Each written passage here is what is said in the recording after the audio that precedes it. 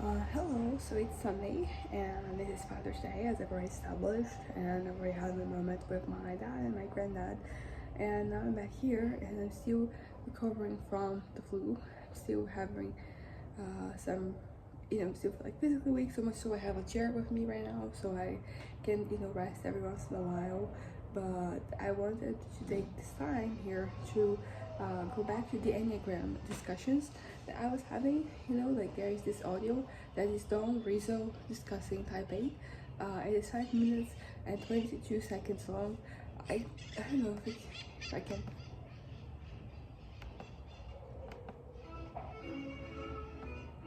Yeah.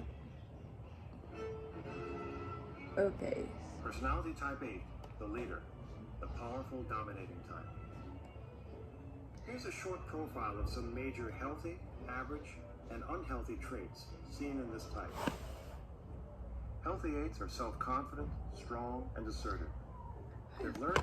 Hold up, like this is just going to be what we have up here. But somebody else reading it. Yeah, I'm not gonna skip that one. But there is an audio. Go to the website. But anyway, so I am at type 8 levels of development, and here we are at start with healthy levels, and then we go to average levels and then unhealthy levels. So level 1, which is at their best, they become self-restrained and magnanimous, merciful and forbearing, mastering self through their self-surrender to a higher authority. I don't like that. The surrender to a higher authority, like this is very religious coded, but I kind of understand.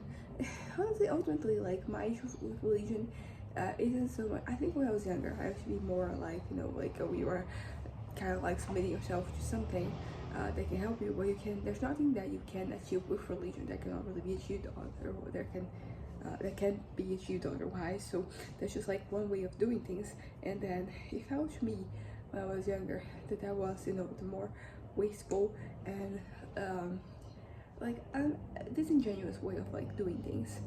Not necessarily it is. It's just that I felt like, okay, you really need the deity to kind of get these things going. Can you just figure it out like on your own? Can you fix it on your own? That type of thing.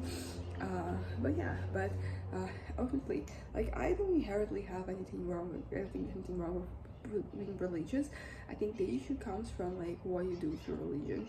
So like if you are supporting things that will harm other people and all that, like then I cannot really support that. But there's plenty of religious people who are not like that. And I was thinking about this earlier today because when we were going to my place, we dropped by this drugstore as I mentioned, and behind the drugstore was a temple, a Mormon temple. They for the longest time like that was the only place that I think they had here, but like now they're building like a new temple, in a different religion, like a bigger one, and it's almost ready.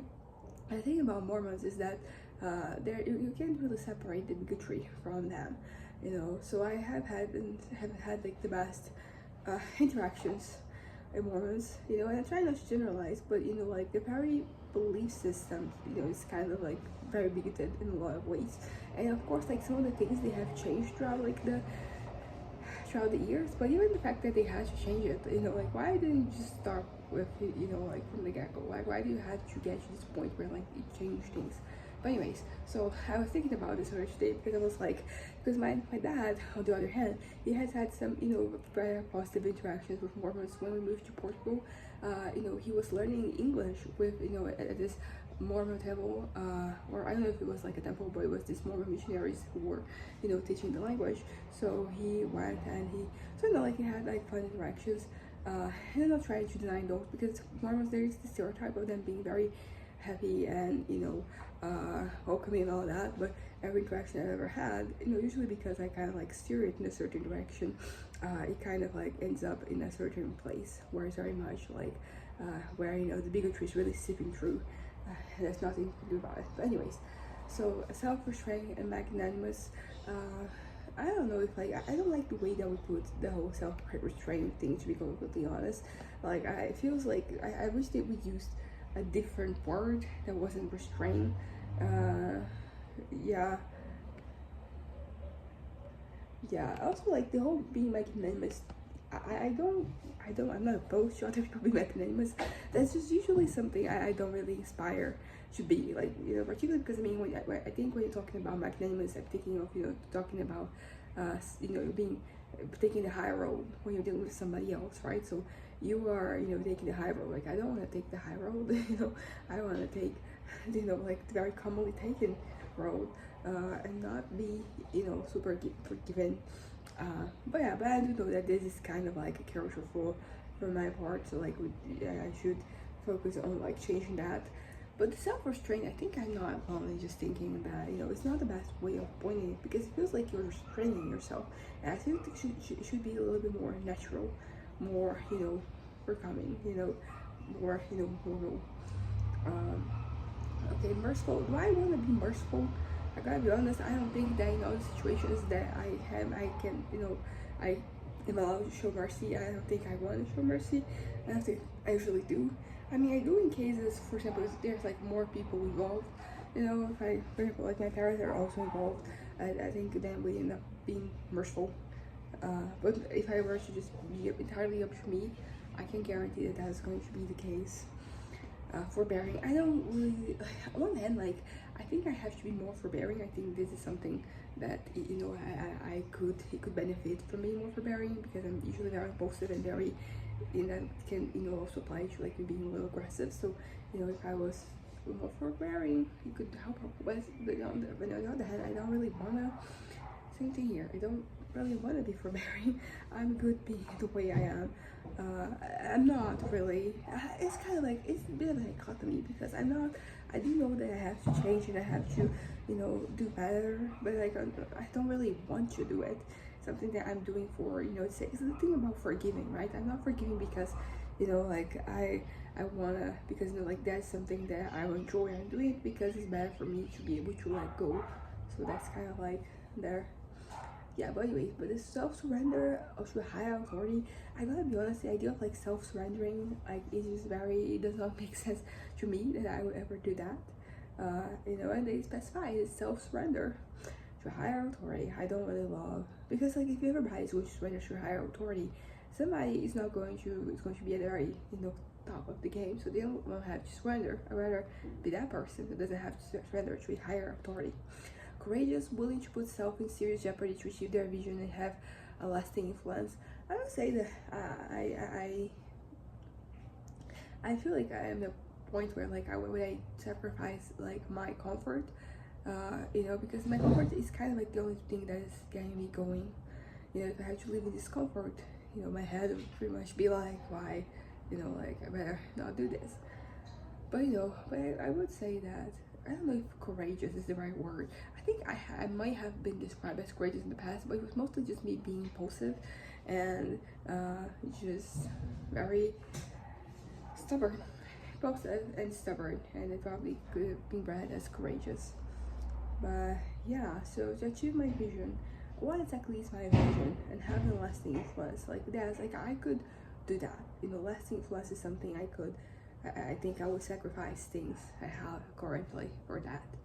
May achieve through heroism and historical greatness. It is interesting that you're talking about greatness, because I was thinking before I started this video, I was talking about my fantasies and like what exactly they are.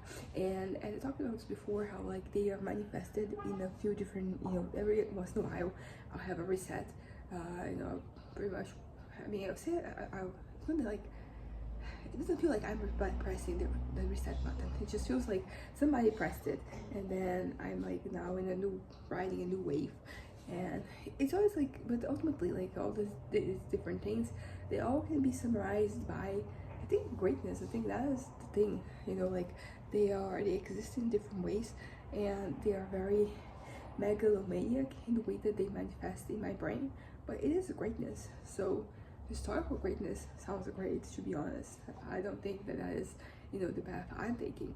And honestly, you know, like, it's even like the path, because there's just so many people, so many, like, so everywhere, there's so many causes that it's like very unlikely that you will really achieve, you know, historical greatness, even though like now we have more, you know, eyes on different things, and, you know, than we used to have, you know, for more. Anyways, level 2, self-assertive, self-confident, and strong, have learned to stand up for what they need and want. A resourceful, can-do attitude and passionate inner drive. Yeah, I feel like I like, technically I should want to be more level 1. Level 2 is more like my speed. Self-assertive, yes. Self-confident, yes. And strong, like, yeah. It's the perfect trifecta of things I kind of want to be and that I need to be in order for me to be contented with myself. Yeah, because ultimately I think what my ingoings, my fantasies that they go in and go out and they change and they transform and they become something else, is that it doesn't really matter the how, doesn't matter the what. What is it is more about the yeah, I'm thinking of like a love letter, but like it's not a letter, it's just like what it represents, what it means. It's more important. You can find meaning in all sorts of different words, basically. A resourceful, can-do attitude and passionate inner drive. Passionate inner drive, I don't know if like I am. Historically, I think you could argue that was me, that I had, you could call it a passionate inner drive. Right now, not so much, but it is what it is. It is where I am at, right now. And I can only hope for so much. And that's okay. I'm okay. I'm kind of okay. I'm not really okay, but I kind of have to be with some of, like the ifs and whens of how these things work. But anyways, level 3, decisive, authoritative, and commanding. The natural leader others look up to. Take initiative, make things happen. Champion people, provider, protective, and honorable. Carrying others with their strength. There are some things here that I'm more like, hell yeah, there's some things that I don't really care about, but I understand this. I think that, like, if you're a leader, if you're somebody people look up to, like, that is an interesting mirror to who you are. Like, you can, instead of, look at yourself as how, you really are, as how your insecurities and your fears, they will want you to see yourself. You see how people, through their eyes. And that is kind of like a consolation of sorts, like you can rely on like their vision instead of the inner vision that you would have, and that could be pretty good. I mean, I'm saying that you're going to look outwardly every single day, but if you're feeling a little bit like down yourself, that could be an opportunity. It could be a good time to do that. But yeah, decisive, authoritative, and commanding. I want to be all those things. Although there is like a little paradoxical thing here, because on one hand, like I guess I want to be a natural leader other looks up to. On the other hand, I don't want to deal with people at all. I think it might have to do with like the nature of my dealings with people. It isn't always the best. That they don't always leave me wanting for more, to be completely honest. But like if I could maybe be a leader, I could looked up to like that, particularly like a natural leader. There's not somebody who's like appointed by an outside force, something that people in the know they're pointing. Like that is pretty great. Okay, so champion people, I will say on one hand, I'm saying a lot on one hand and the other hand in this video, but it's the champion people, they definitely values and principles that I have that they do involve, you could argue they involve me championing people. So those, regarding like those, I would 100% do that. But other things, not so much, I think. But yeah, so provider, protective, and honorable. Carry others with their strength. Sure, I don't feel particularly. I have like no negative or positive, feelings associated with these notions and me. So let's go, I guess. But anyways, average levels. Level 4. Self-sufficiency, financial independence, and having enough resources are important concerns. Become enterprising, pragmatic, rugged individualists, wheeler-dealers, risk-taking, hardworking, deny on emotional needs. Okay, now we are in a bad, bad things are happening territory. So self-sufficiency, important to me. Financial independence, also very important. And having enough resources, yes, like they are, yeah, they feel like more, you think about the pyramid of needs, by Maslow. This is more like you kind of like you climbing up the tree, you climbing up those like those stairs. Yeah, Like there's all because these are all needs that we have, but they're not, like we're not, at the more elevated levels yet. It's not physiological, but it is not, up there yet. Yeah, the rugged individualists, that is a quote, because I think they said that. Okay, I just read like way down here, and then we went through some extremes. Wheeler dealer. What is a wheeler dealer? I don't actually know what that means. Let me just. There's a documentary. Meaning. So, a person who engages in commercial or political scheming. Okay. Political scheming, not really what I'm doing. Commercial also not that I wouldn't, but I'm just not. So risk-taking, hardworking, denying own emotional needs. I like to think that I am not really denying my own emotional needs. I've been, for the past couple of years, being very, forefront with my emotional needs, and I have been prioritizing them, so I don't think that this is me, but I do relate to some other aspects. And yes, I think that I'm closer to like an average level than I am to like a healthy level, which is pretty much what I should be striving for. But I don't think I'm fixing this right now. I think I have to fix my outlook, on life before I can fix this right here. Anyways, so self-sufficiency, financial, level 5. Begin to dominate their environment, including others. Want to feel that others are behind them, supporting their efforts. Swaggering, boastful, forceful, and expensive. The boss, whose word is law. Proud, egocentric, want to impose their will and vision on everything, not seeing others as equals or treating them with respect. I feel like this is definitely someone I could become, but it's not very likely, unless I'm going through something. I'm going through like an episode. I don't really, I'm not this forceful.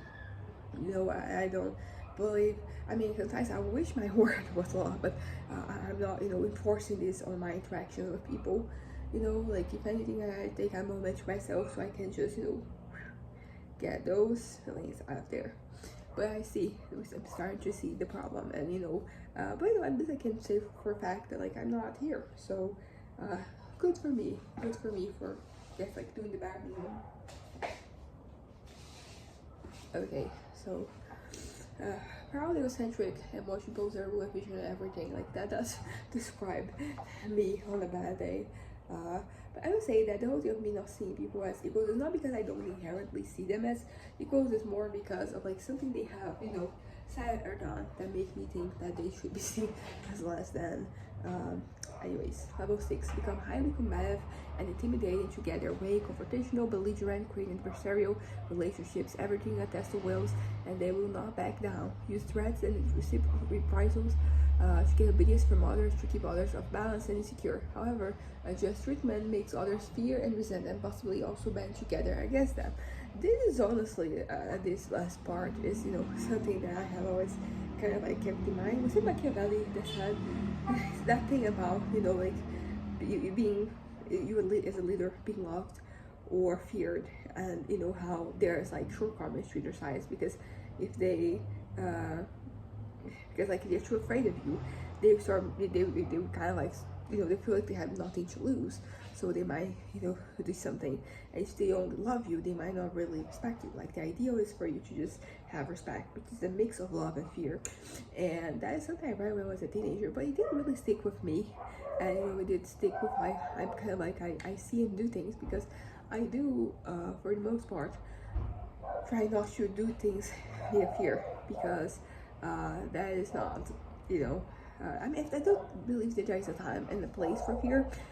It's not to, completely discontinue that, but usually, like, there are better ways of getting what you want out of people, particularly because usually, like, the stakes of what I'm doing, they're not that high, maybe they can be kind of high, but, like, it's not life or death, so, like, fear, it's very unnecessary. Like, you can generate fear, but, like, you're going to lose more by doing that than you have to gain. So anyways, unhealthy levels, level C, 7, defy any attempts to control them, become completely ruthless, dictatorial, might makes right, the criminal and outlaw, renegade, the con artist, hard-hearted, immoral, and potentially violent. I'm talking about, like me when I am, you know, I'm trying to be assertive, but you know, historically I've been more aggressive than assertive. Although I will say that like right now it's been a bunch of years that I've been doing this. You know, by this I mean like assessing myself. So I think first time that I was reading about the Enneagram to now, for sure, you know, like I have, you know, been more assertive than aggressive. Exceptions being when I'm going through an episode like that. Those usually I don't add them to the count because you know it's not fair. It's, you know, it doesn't make any sense because I'm not really in control. So it's better for me to kind of like assess the moments when I am in control. But anyways, level 8. Develop delusional ideas about their power, invisibility, and ability to prevail. Megalomania, feeling omnipotent, invulnerable, recklessly overextending self. This sounds like mania, to be completely honest. This describes me how I am when I'm manic. But you know, like mania is not, you know, it doesn't equate me going through like unhealthy, because you know, you can be unhealthy in a variety of different ways. Mania is just like one of them. So I'm not going to generalize everything into this one particular bowl here. So level 9, if they get in danger, they may brutally destroy everything that has not conformed to their will rather than surrender to anyone else. Vengeful, barbaric, murderous, sociopathic tendencies generally corresponds to antisocial personality disorder. Which of them is bipolar? I wonder. Because I'm pretty sure one of them is, because I've read all of them, you know. So okay, so like now we have here accountability and misidentification, and I'm gonna read the addictions and the personal growth recommendations before I go to those, so I can, you know, sum up, you know, this and move on. So addictions: ignore physical needs and problems, avoid medical visits and checkups, indulging in rich foods, alcohol, tobacco while pushing yourself too hard leads to high stress, strokes, and heart conditions. Control issues central, although alcoholism and narcotic addictions are possible. Yeah, I don't have any addictions, although sometimes I wonder if like I have an addictive personality, because you know there is like a biological component, genetic component to addiction, right? So am I more inclined, less inclined? Where do I find myself in that, you know, spectrum? Yeah, I don't have the answer. It's just questions. So personal growth recommendations for Enneagram type 8s. It goes against the grain, but act with self-restraint. You show true power when you forbear from asserting your will with others, even when you could. This is like you're talking to a child, to be completely honest. I think this is probably going to be like this, right?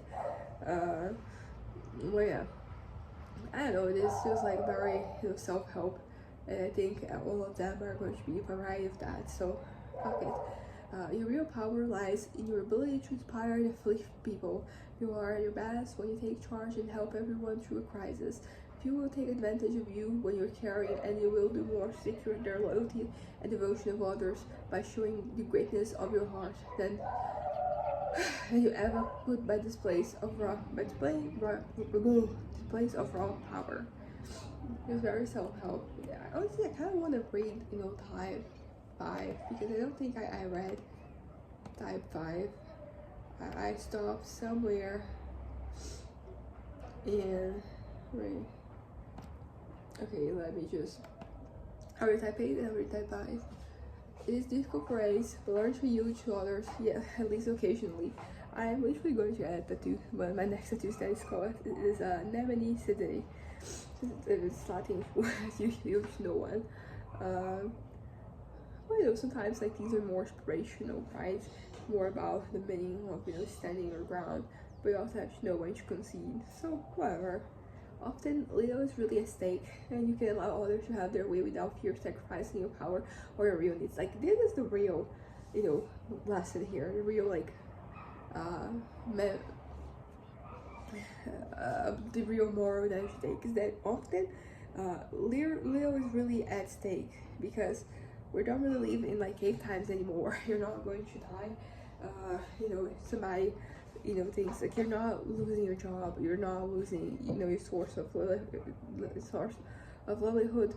You know, like the stakes a lot of the time they're not that high, and you know, sooner you kind of accept that, the sooner, the easier it is for you to kind of like do things. That is at least for me how it works.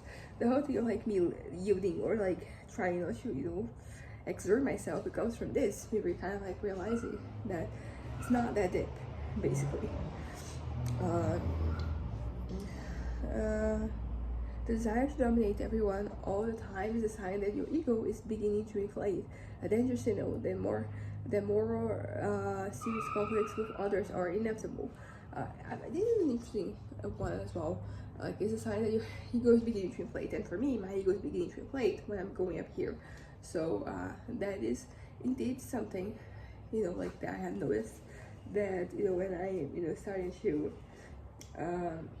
get a little bit more manic, I see more of this side of myself. This part is wants to just crush everything and everyone. Submission. Remember that the world is not against you. Many people in your life care about you and you look up to you, but when you are in fixation, you do not make this easy for them. This is an interesting one. The world is not against you, because I feel like when I was younger, that it definitely felt much more like that. Because there are definitely things out there that they are against you. That's not even like you, an individual, you as a part of a group that you are a part of. Like there are things out there. There's forces. They're stronger than you. That really out there. But the thing is that since there are actually things that are against you, like if you make everything. If you just look at everything and everything is against you, you're kind of like banalizing your right? That's not a word. Everything is so banal, because if everything is against you, then like nothing really is. So I think that focusing too much on the things that are not, like that's a very easy way for you to just feel very overwhelmed. Feel like for you to just feel very antagonistic of things and people. But yeah, letting the affection that is available. Doing this will not make you weak, but it will confirm the strength and support in yourself and your life. It will confirm the strength and support in yourself and your life. Also remember that by believing the others are against you and reacting against them, you tend to alienate them and confirm your own fears. Take stock of the people who truly are on your side, and then and let them know how important they are to you. Okay, this one feels very not any more cliche than the others, but like it feels very like people are important, and I don't disagree with that. But I feel like for me, the notion that like that people get you, it doesn't necessarily make me feel like I'm alone.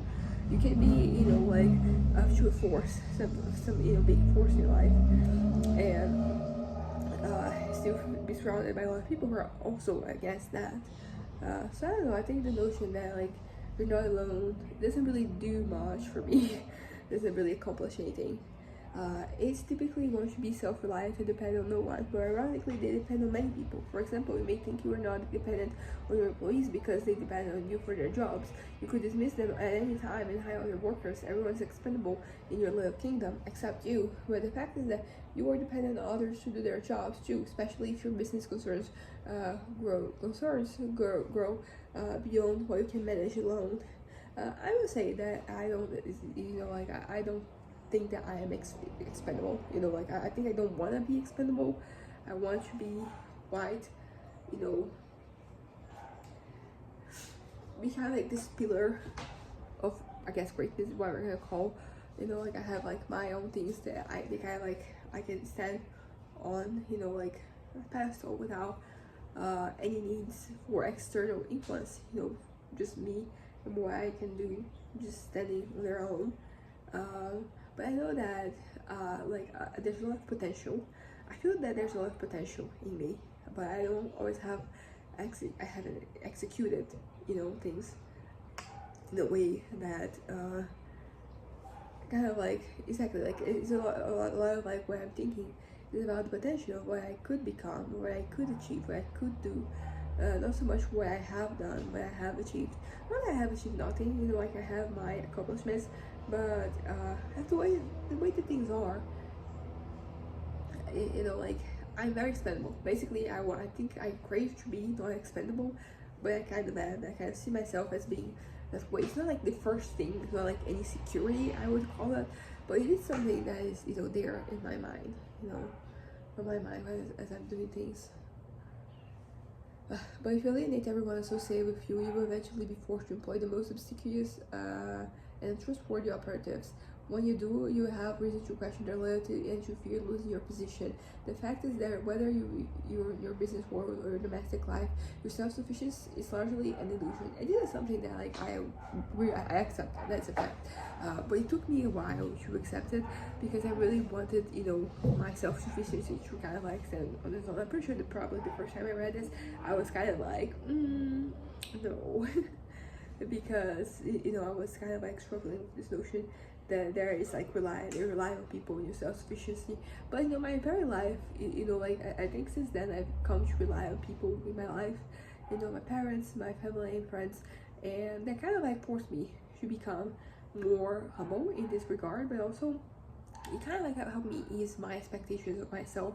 I no longer see myself as being a weak individual, because I'm relying on people.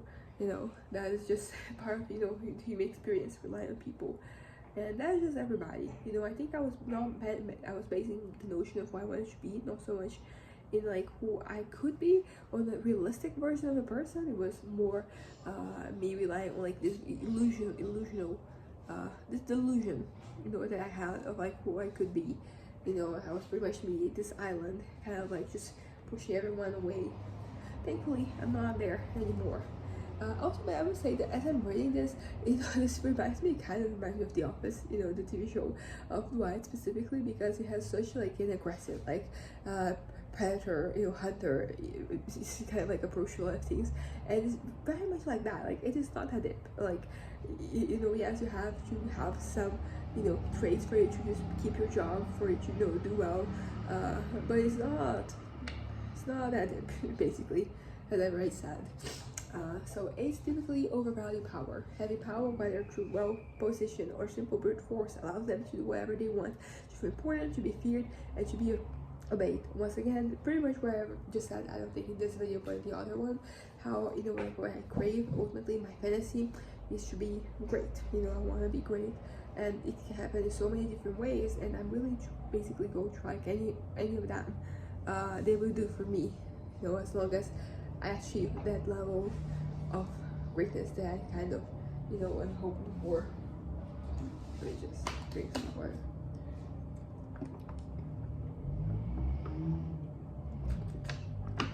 I always have to hydrate, but since I have the flu, I have to hydrate even more. But yeah, but I do see myself, honestly, like I'm doing well, in terms of like being healthy in this context, that I don't really dream of like this so much anymore. But for the longest time, like that was kind of the thing for me. It was power. I wanted power through any means necessary, and sometimes power was not even power to do something. That was the end in itself. It's kind of like when that there is something missing in your psyche. There's something amiss. There's something you have to work on. But yeah, so well, fortunately, never really had that type of power. But position and simple brute force, they were the ones that were kind of like more easily doable for me. But yeah, but it allows them to do whatever they want, which is freedom. If you're having the ability of doing whatever you want, even if you don't, you can actually sell yourself the illusion that you can do whatever. Like that goes a long way. Babe, but this I'm back. So my dad wanted to say something, but then I told him I was recording, but I paused. It was like, no, finish that, and then I'll go to him. But yeah, so eights typically, but those who are attracted to you because of your power do not love you for yourself, nor do you love or respect them. While this may be a Faustian bargain you have made, you will nevertheless have to pay the price that whatever power you have accumulated.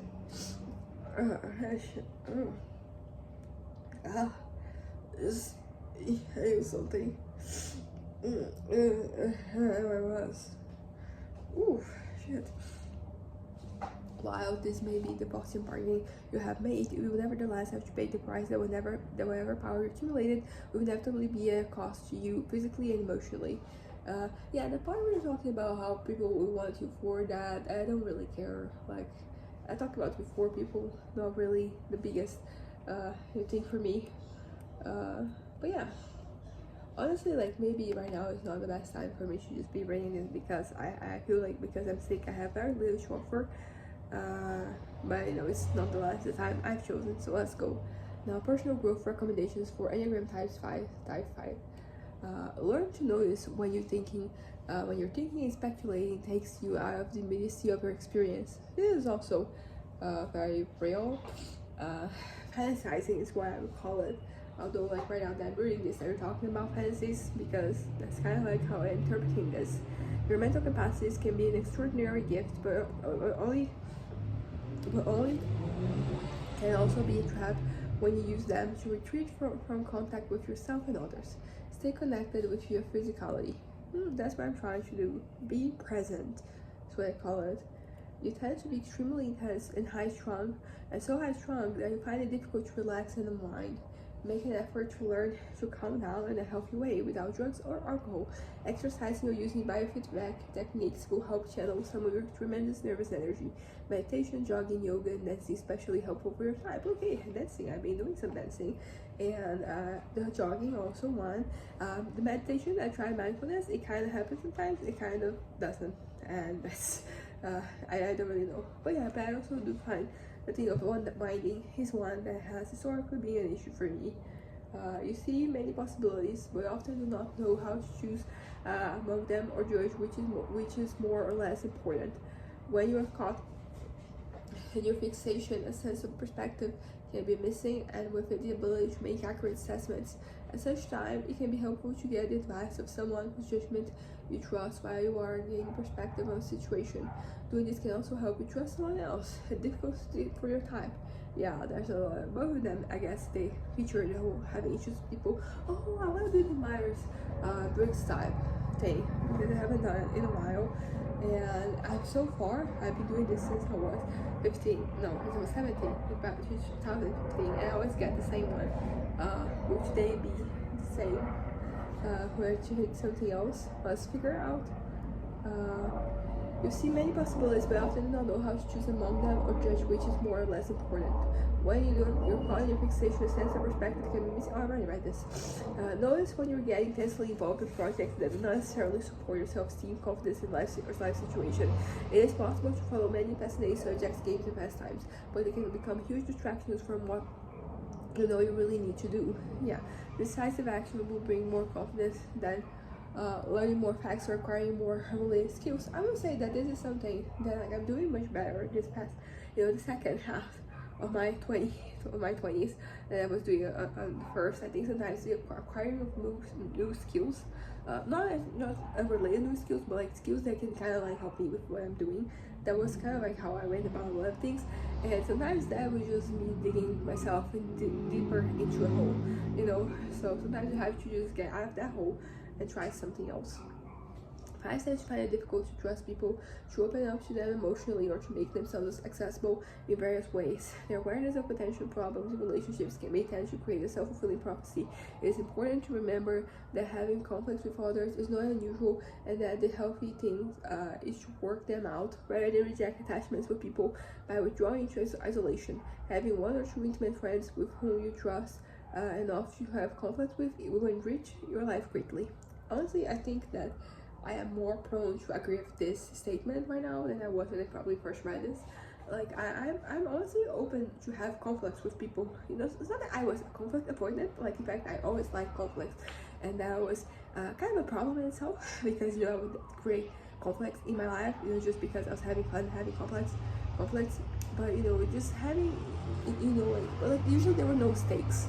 I guess that's the thing. So having conflicts with stakes, and not with like the goal of being right, of saying the last thing, like the last thing or whatever,